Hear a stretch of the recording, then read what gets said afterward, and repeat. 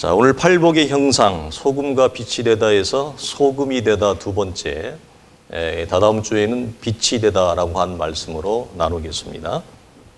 자, 오늘과 다다음에 나눌 이 말씀은 성도와 세상과의 관계성, 이 세상 속에서의 성도의 역할, 그래서 하나님이 이 세상 가운데 성도를 어떤 존재와 목적으로 하나님이 부르시고 세우시는가에 대한 내용입니다. 소금과 빛의 역할은 우리가 적지 않은 설교를 통해 많이 들으셨죠?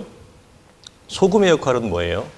대표적으로 두 가지입니다. 첫째는 소금은 맛을 내는 것이고 다른 하나는 부패를 막는 것입니다.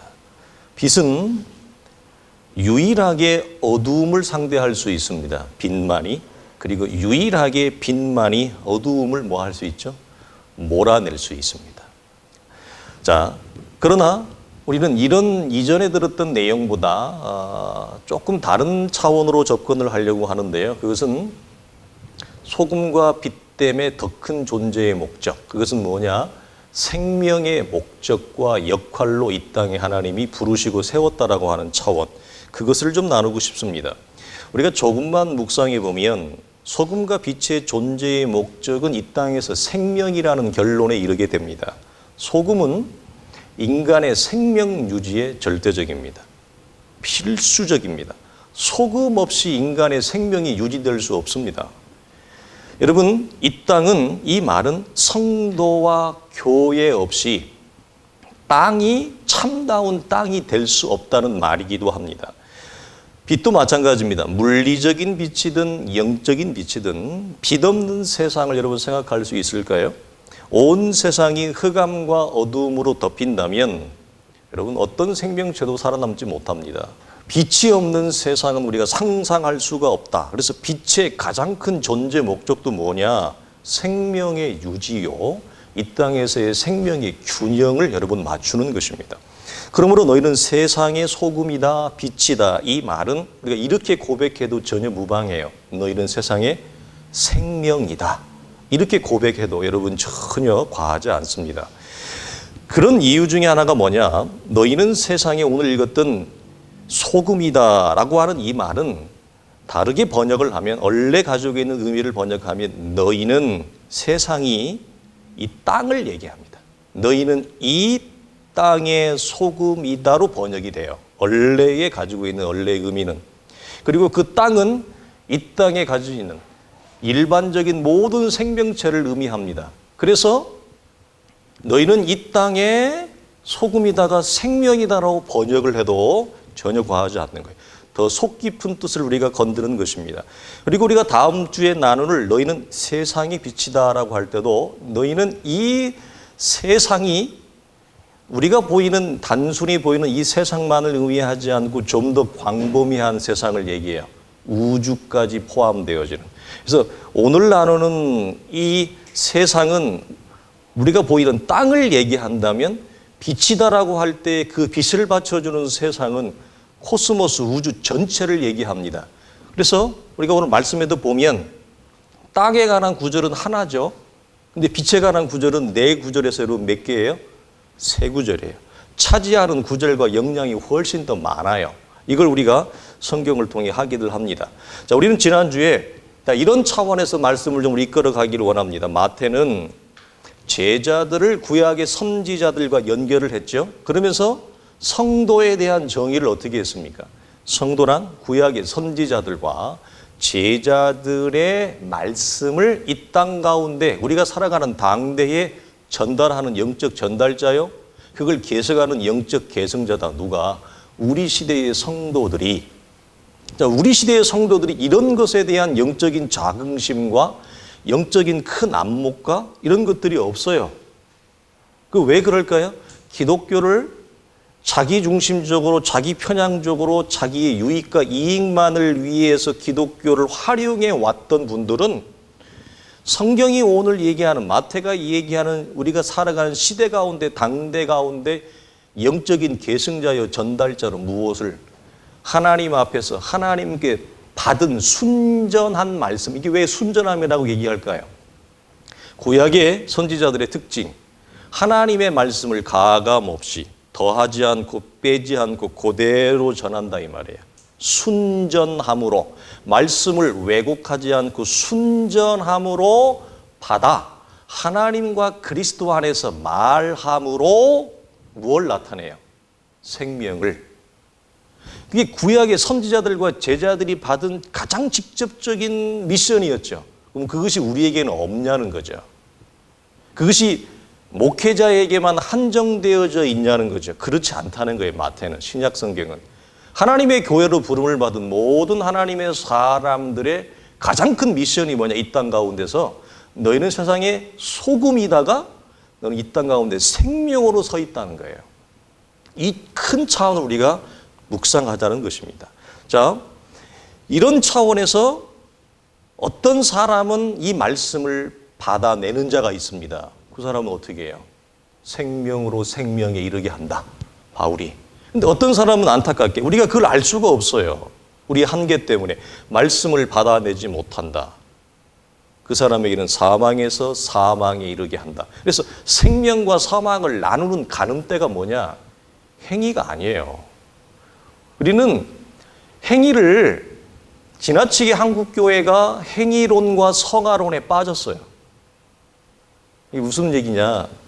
말씀도 모르고 복음도 모르고 기독교도 모르고 하나님과의 관계성도 별로 없는 맹탕인 내용을 가진 자가 여러분이 행위와 성화를 아무리 여러분 건드리고 나눈다고 그래서 삶이 아무런 개선이 안 돼요. 그러니까 어설프게 행위와 성화를 다루지 말자 이 말이에요. 그래서 어디에 집중을 하는 것이 우리의 영적인 지름길이다.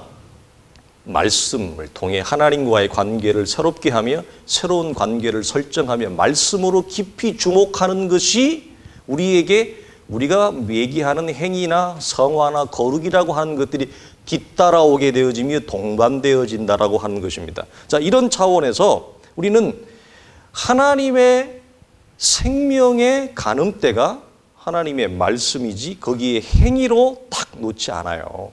마지막 계시록에도 보면 영원한 심판을 하는 하나님의 심판대 앞에서 주님이 뭘 합니까? 우리 안에 무엇을 봐요? 거기에서 여러분 행위를 놓지 않아요. 이걸 우리가 또 이걸 조심스럽게 하는 이유는 뭐지? 그러면 마음대로 살아도 되는 모양이구나. 이렇게 생각할까 봐 걱정이고 우려가 되는 거지. 주님이 마지막 심판대 앞에서도 모든 사람이 자기가 살아온 대로 뿌린 대로 우리의 무게의 저울을 다는 것은 맞습니다. 그러나 구원의 여부의 중심에 주님이 우리의 행위를 놓지 않고 뭘 봐요? 예수 그리스도의 어린 양의 보좌에 그 피가 있느냐, 출애굽의 역사가 있느냐를 보는 것입니다, 여러분. 그래서 우리가 지나치게 행위에 자꾸 여러분 짓눌리지 마십시오. 그렇다고 우리가 막 살아가는 사람들이 아니잖아요. 우리가 여러분 가치 없이 의미 없이 살아가는 존재들이 아닙니다. 어린 양의 보혈의 피가 있는 자는 그렇게 살 수 없습니다. 여러분, 이런 차원에서 자, 그래서 우리는 설교를 이런 차원에서 설교를 잘한다, 못한다. 그다음에 은혜가 있다 없다, 가치가 없습니다. 이제는 우리 성도들이 그래서 제가 이전에도 이런 부분을 좀 강조했습니다만 말씀을 들으실 때 말씀을 듣는 어떤 우리의 생각에 좀 전환이 필요한데요.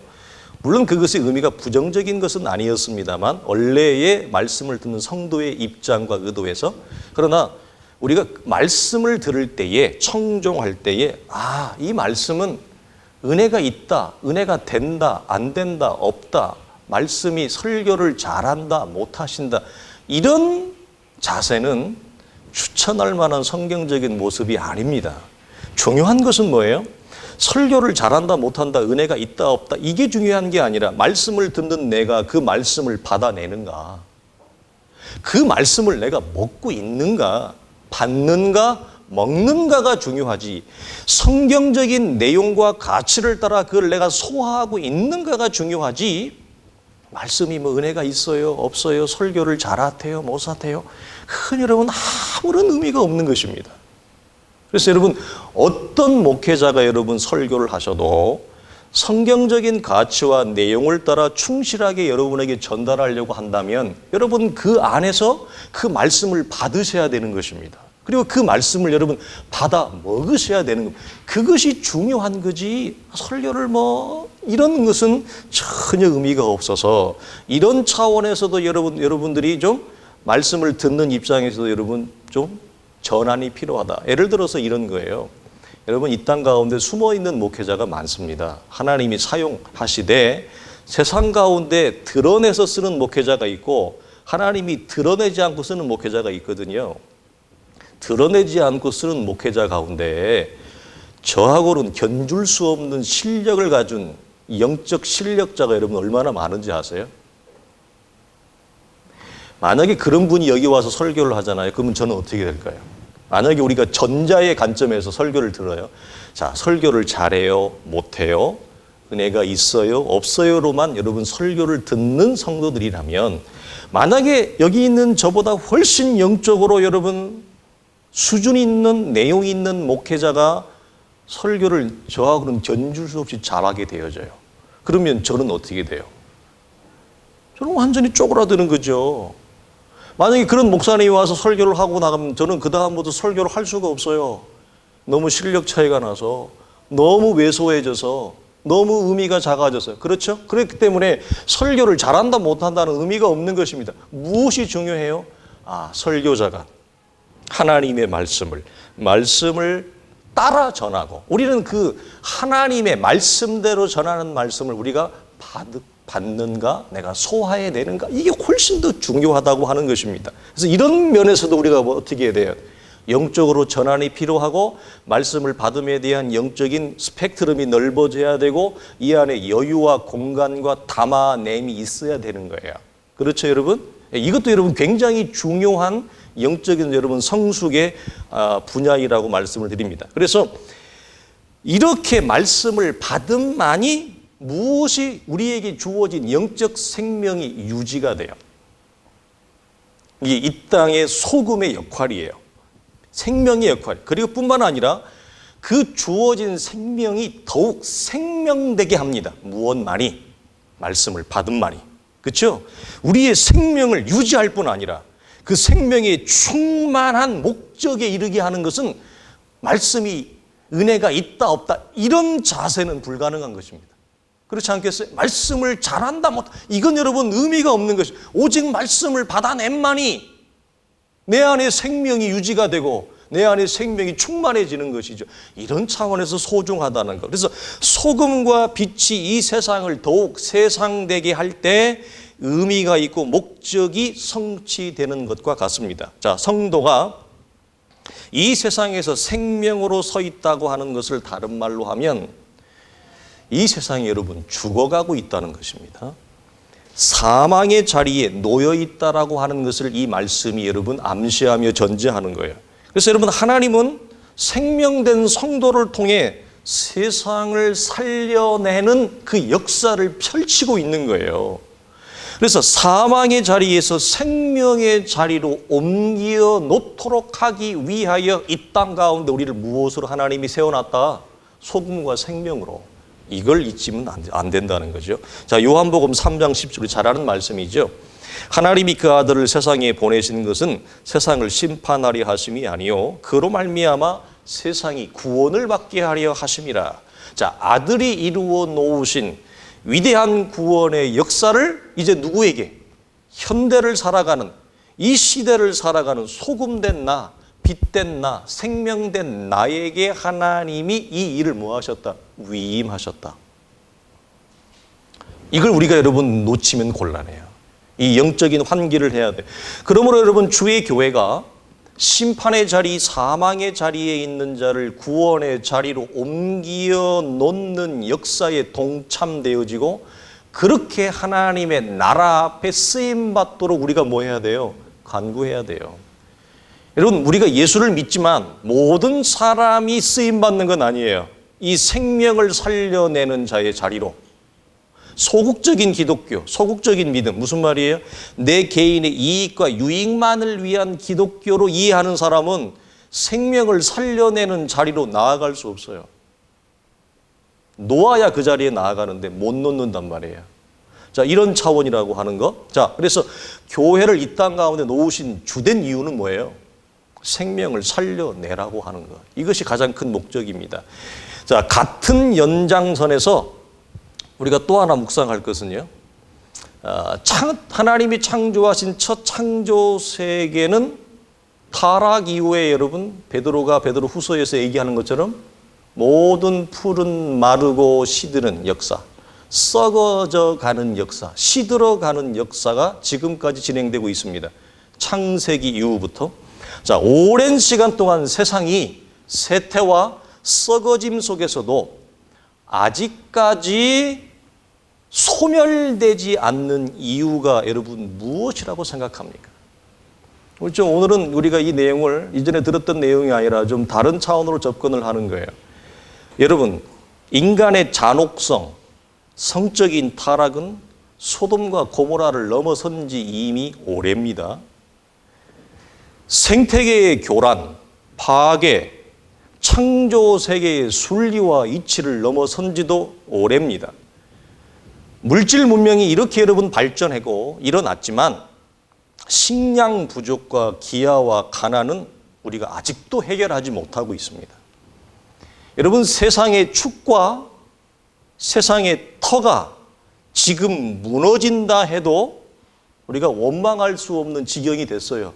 우리가 살아가는 이 땅이. 그렇지 않습니까?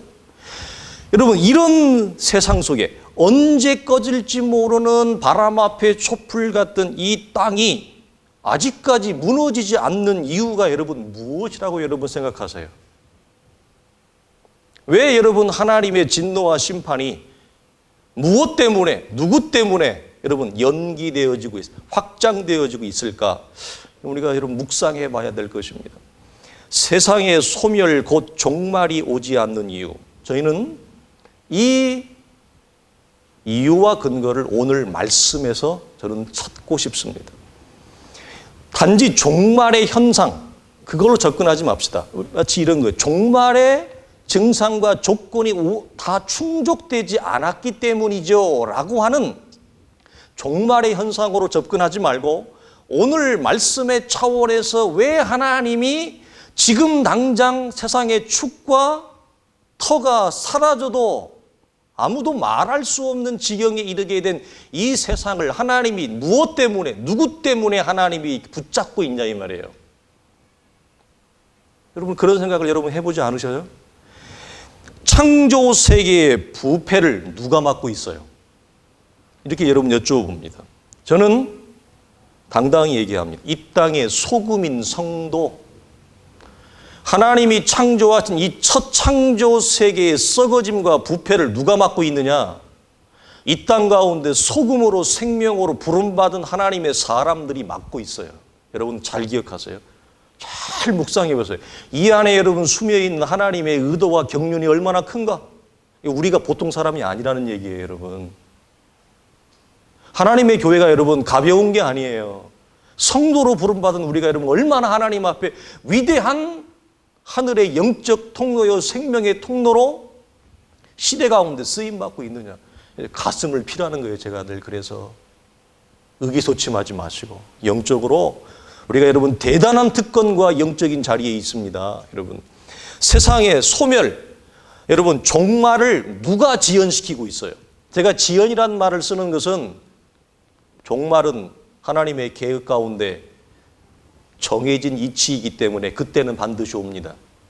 종말의 때를 여러분 누구 때문에, 무엇 때문에 여러분 이것이 연기될까요? 지연될까요? 확장될까요?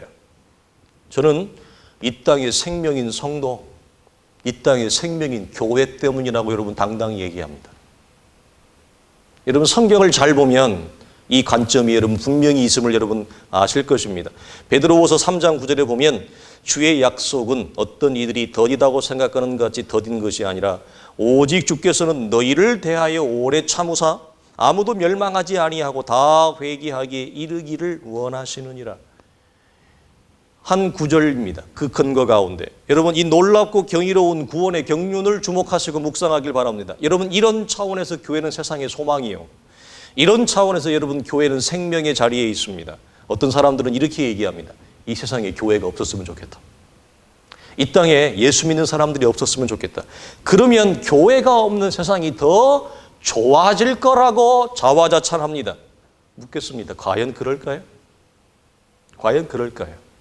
여러분, 이 땅에 교회가 없는 세상을 여러분 상상해 보십시오. 생각해 보십시오. 여러분, 너무 멀리 갔나요? 우리 가정에 예수가 없는 우리 가정, 우리 안에 복음이 없는 우리의 가정, 예수가 없고 복음이 없고 생명이 없는 우리의 자녀들 생각해 보십시오. 과연 아름다울까요?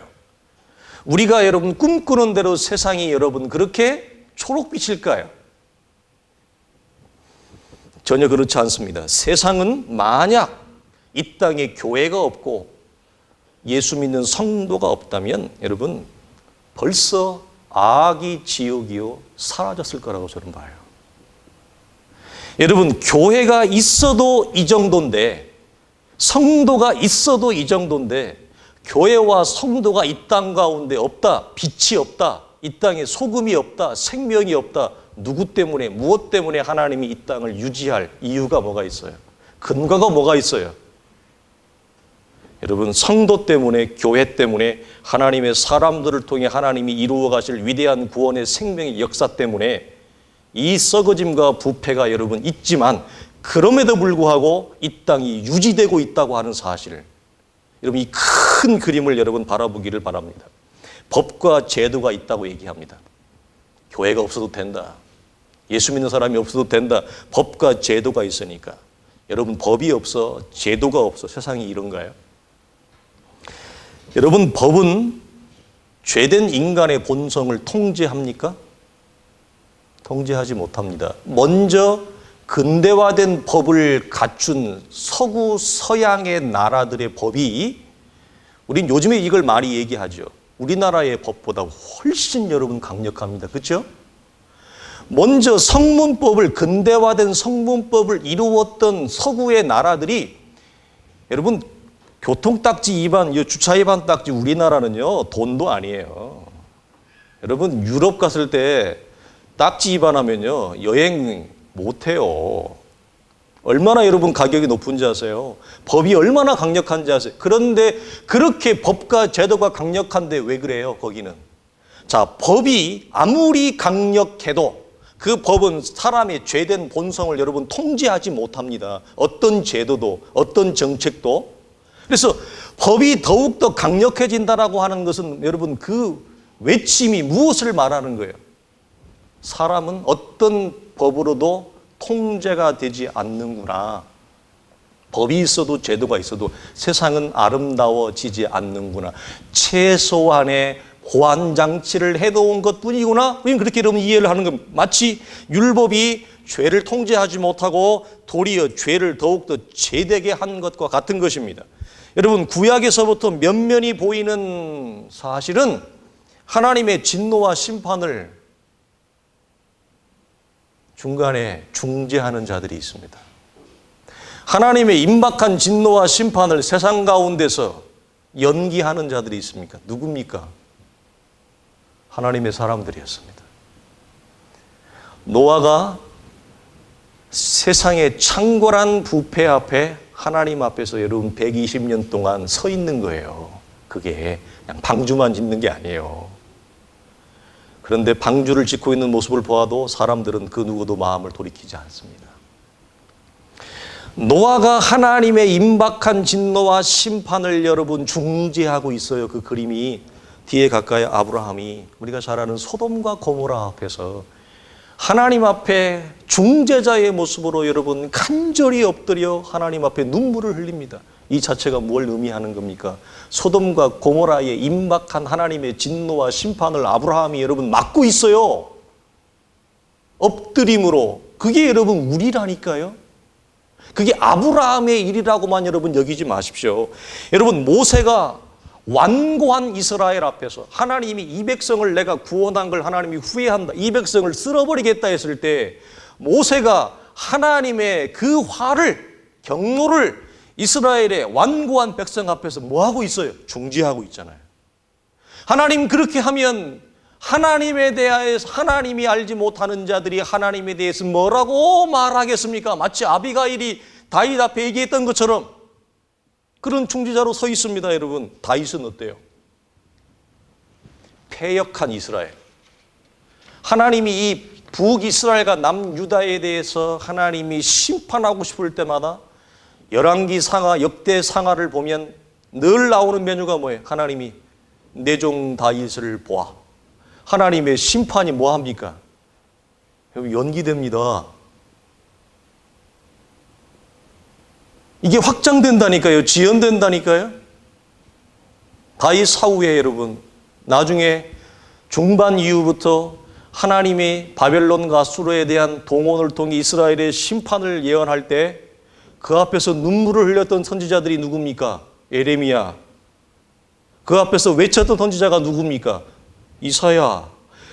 그들을 통해 여러분 하나님의 진노의 막대기가 늘어납니다. 여러분 우리가 이걸 어떻게 여러분 확인할 수 있어요? 오늘 마태는 너희는 세상의 소금이다, 생명이다의 말씀을 이렇게 여러분 연결짓고 있습니다.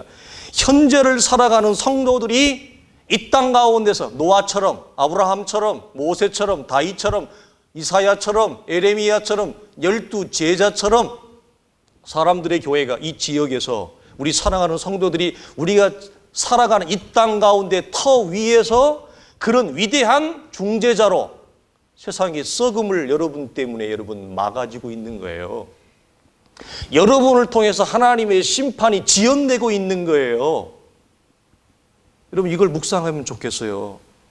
사랑하는 성도들이 이 땅 가운데 소금으로 생명으로 부름받은 성도와 교회가 이런 역할로 서 있다.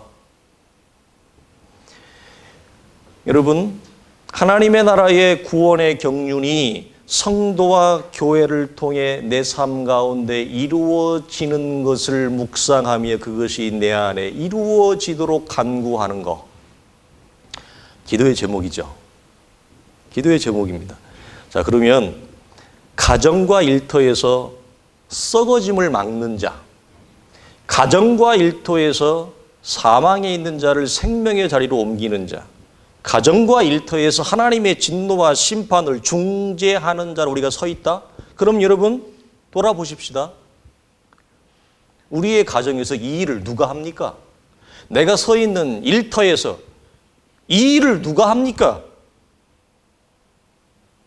하나님이 우리를 통해 이 일을 하게 하신다니까요. 자, 지금 같으면 절대 결혼하지 않겠지만 철없을 때 쓸데없이 감정에 충성하고 지나치게 호르몬에 너무 신신해서 결혼을 탈칵 해버렸어요. 근데 하고 나서 보니까 정신을 차려보니까 이제 물릴 수도 없고 하나님을 알지 못하는 남편이 옆에 누워있고 하나님을 알지 못하는 아내가 옆에 덩그러니 누워있어요. 어떻게 할 거예요? 어떻게 할 거예요? 여러분 에스더가 이때를 위함이 누군지 이때를 위하여 하나님이 나를 여기에 세운 줄 알겠느냐? 이때를 위함이 아니냐? 여러분 그 말씀 적용해 봐요. 가정과 일터에서 남편이 하나님을 알지 못해요? 아내가 하나님을 알지 못해요? 소금으로, 빛으로, 생명으로 하나님이 왜 그 옆에 나를 놓았을까요? 원망만 하고 있을 수 없죠. 후회만 하고 있을 수 없죠. 되돌릴 수 없습니다. 여러분, 성경은 무엇 때문에 나를 여기에 세워 놓았냐? 생명인 나를 사망의 자리에 있는 자 옆에 하나님이 나를 왜 세워 놓았느냐?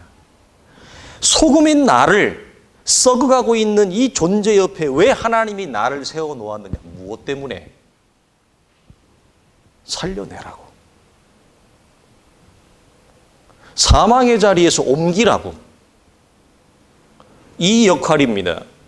아직 하나님의 생명이 없는 자들을 향한 하나님의 위대한 구원이 경륜인 줄 우리는 받아들이고 그렇게 합니다. 고린도전서 7장 볼까요?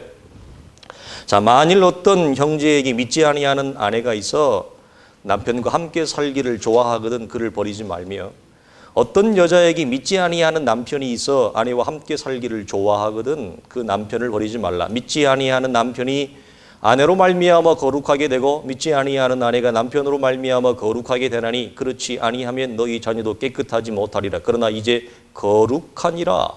우리가 뒤에도 한 두 구절 또 내려가면 나를 통해 믿지 아니하는 자를 하나님이 구원하실 줄 네가 아느냐? 바울이 묻습니다. 여러분, 성도인 우리가 하나님 앞에 중재자로 생명을 살려내는 자로 서 있어요.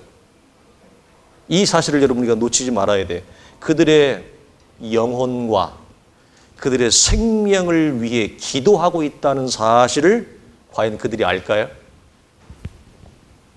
여러분, 생명인 내가 생명을 가지지 못한 남편과 아내를 위해 기도하고 있다는 사실을 그들이 알까요? 소금인 내가 그들이 소금 되기를 위해 여러분 하나님 앞에 중재하고 있다는 사실을 알까요? 여러분, 하나님의 진노와 심판, 쇠퇴와 썩어짐이 이 세상 가운데 있다는 것은 우리의 가정도 동일하다는 것입니다. 우리의 직장도 동일하다는 것입니다. 직장과 일터에서 하나님이 생명인 내가 아직 생명을 소유하지 못한 자들을 위한 그들의 구원과 생명을 위한 기도를 과연 그들이 할까요? 모를 것입니다. 언제 할까요? 그들이 생명의 자리로 옮겨지고 난 이후에, 그들이 소금이 되어지고 난 이후에, 먼저 소금된 아내가, 먼저 생명된 남편이 나를 위해 이렇게 오랜 세월 동안 인내하며 눈물을 흘리며 기도하고 있었구나. 그때 알 것입니다. 아니, 더 멀리 가면 하나님의 심판대 앞에 섰을 때에 나를 위해 기도했던 수없이 많은 의인들의 간구를 그때 알 것입니다. 이 말을 확장해 볼까요? 이 세상을 위한, 이 세상의 생명을 위한, 이 세상에 여러분 정화와 썩어짐과 부패를 막아내는 기도를 누가 해요? 성도가 합니다. 여러분, 교회가 합니다.